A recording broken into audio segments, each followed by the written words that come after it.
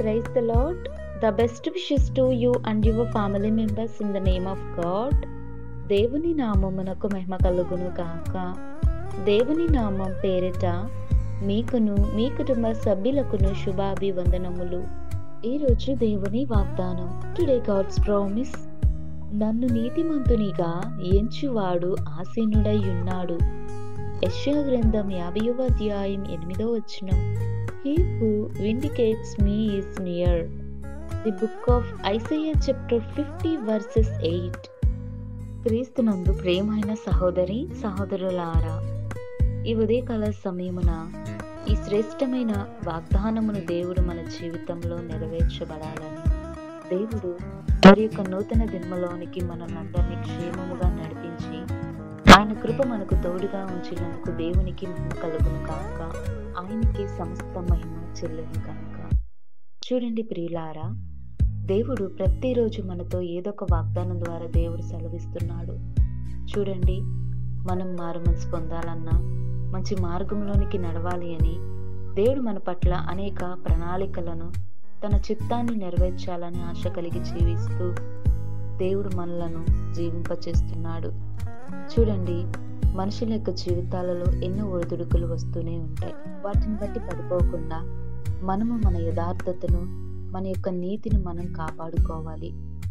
ఎవరో ఏదో అన్నారని, ఎవరో ఏదో చేశారని మనము తప్పులు చేయవలసిన అవసరం లేదు. ఎందుకంటే ఏది తప్పు ఏది కరెక్టు అనేది కూడా దేవుడు నిర్ణయించగలిగిన దేవుడై ఉన్నాడు. కనుక దేవుడు మన పక్షమును ఉండి మనకు నీతిని న్యాయమును తీర్చగలిగే దేవుడై ఉన్నాడు. మనకు ఎవరో న్యాయము తీర్చాల్సిన అవసరం కూడా లేదు. మనము దేవుని చెంత ప్రార్థించినప్పుడు దేవుడు తన వాగ్దానం ద్వారా మనతో మాట్లాడతాడు. కనుక ఎవరు నీతిమంతునిగా ఎంచబడాలన్నా అది దేవునికి సాధ్యమే. ఇక్కడ యెషయా గారు మాట్లాడుతున్నాడు, నన్ను నీతిమంతునిగా ఎంచువాడు ఆసన్నుడై ఉన్నాడని మాట్లాడుతున్నాడు. చూడండి, దేవుడు మన పట్ల కూడా న్యాయం తీర్చడానికి, నీతిగాను ఎంచటానికి కూడా మనకు దగ్గరలోనే, అతి చేరువలోనే ఉన్నాడు. కనుకని ఈ వాక్యమును బట్టి మనం విశ్వసించి ప్రతిరోజు దేవునికి ప్రార్థించుకొని ఆయనకు కృతజ్ఞతాస్తుతులను చెల్లించుకొని ఈ లోక పాపము మనకు అంటకుండా నీతిగాను యథార్థంగా జీవిస్తూ మన యొక్క ఆత్మీయ జీవితాన్ని కాపాడుకుంటూ దేవునిలోనికి మనమంతా కొనసాగి మన యొక్క ఆత్మను దేవునికి సమర్పించి వారముగాను మనమందరము దేవునిలో ఎదుగుదల పొందుకొని ఉందుము గాక. ప్రార్థన.